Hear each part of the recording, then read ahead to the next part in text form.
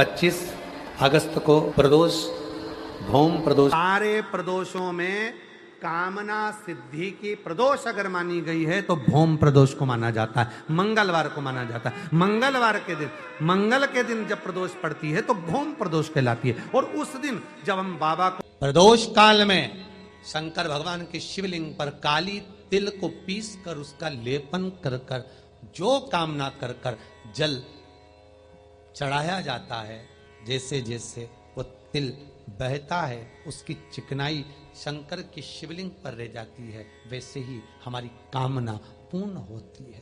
काली तिल को पीस कर गलाना, पीसना, उसका उपटन तैयार कर कर कामना कर कर उसमें थोड़ा चंदन मिलाकर भगवान शंकर के शिवलिंग पर उसका लेपन कर। केवल भौम प्रदोष पर, सोमवार का पड़ जाए, बुधवार का पड़ जाए, उस प्रदोष पर नहीं हो सकता। केवल भौम प्रदोष पर, मंगलवार का प्रदोष पड़ेगा उसी पर ही कर सकते। सोम का नहीं, बुध का नहीं, गुरु का नहीं, शुक्र शनि का नहीं, केवल फल देगा, सुख देगा, आनंद। मंगलवार की प्रदोष की जो प्रदोष पड़ती है वो इच्छा पूर्ति करती है। प्रदोष के दिन गाय के दूध का घी बनाकर उसकी एक उंगली घी की अशोक सुंदरी वाली जगह पर लगाकर, जो व्यापार नहीं चलता हो, दुकान नहीं चलती हो, अशोक सुंदरी वाली जगह पर घृत लगाकर घर के दरवाजे पर या व्यापार के द्वार पर उस उंगली को लगा देना चाहिए। घृत पर होना गाय के घी का, गौमाता।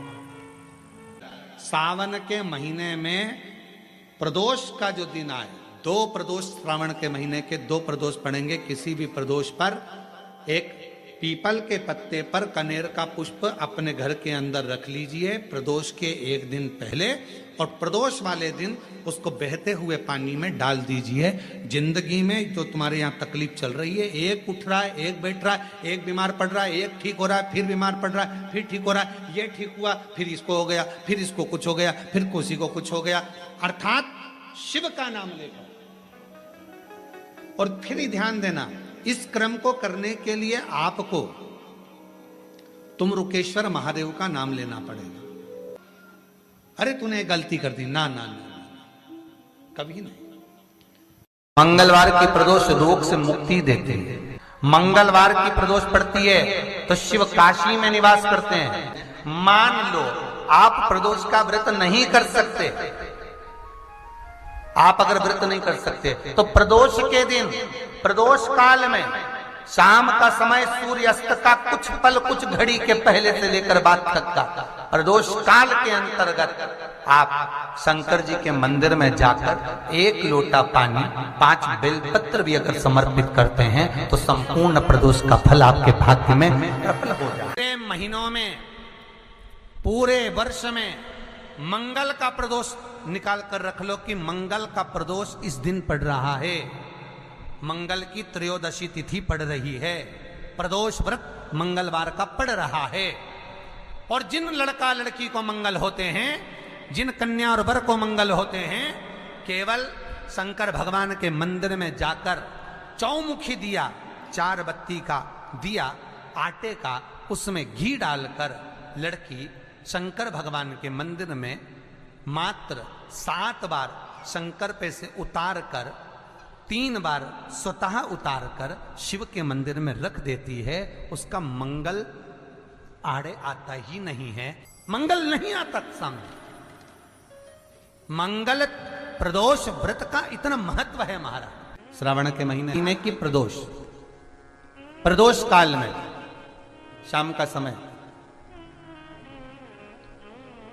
सूर्य डूब रहा हो, बस डूबा ही हो, और उस समय पर सूर्य के डूबन के तुरंत बाद बाबा को धतूरे के साथ में बेलपत्री ना चढ़ाते हुए, बेलपत्री के वृक्ष के 7 कांटे बाबा के शिवलिंग पर समर्पित करे जाते हैं महाराज, अपनी जिंदगी में अड़चनों को हटाने के लिए।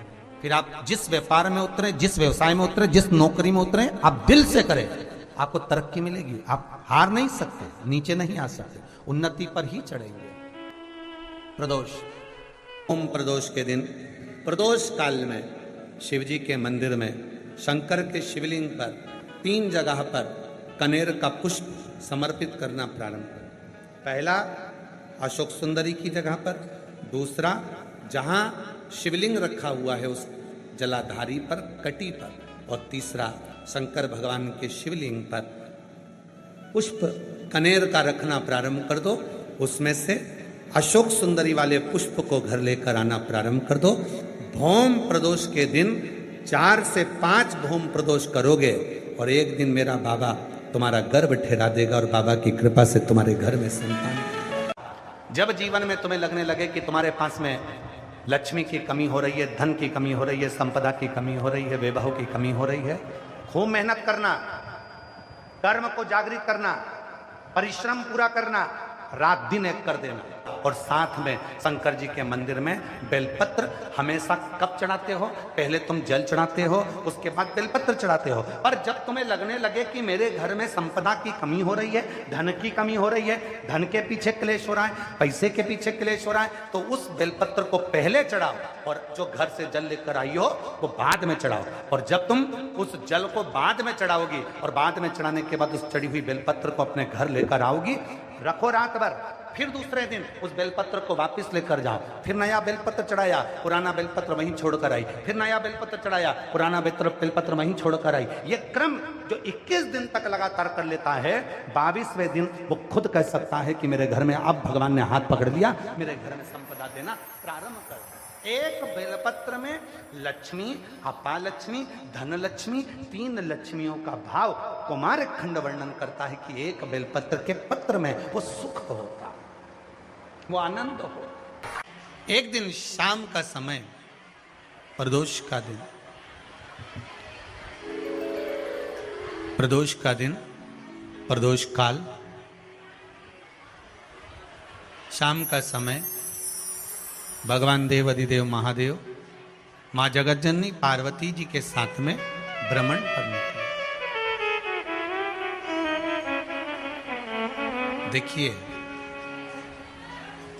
अगर प्रदोष का व्रत नहीं कर सकते, प्रदोष के दिन आप व्रत नहीं कर सकते, मान लो आपसे भूखा नहीं रहा जाए, प्रदोष का व्रत नहीं कर सकते, प्रदोष के दिन आप भूखे नहीं रह सकते, मंदिर भी नहीं जा सकते, दिया भी नहीं लगा सकते, तो शिव महापुराण की कथा कहती है कि प्रदोष के दिन, प्रदोष काल में अपने ही दरवाजे के पास में देवाधिदेव महादेव का स्मरण कर कर लक्ष्मी की वृद्धि के लिए,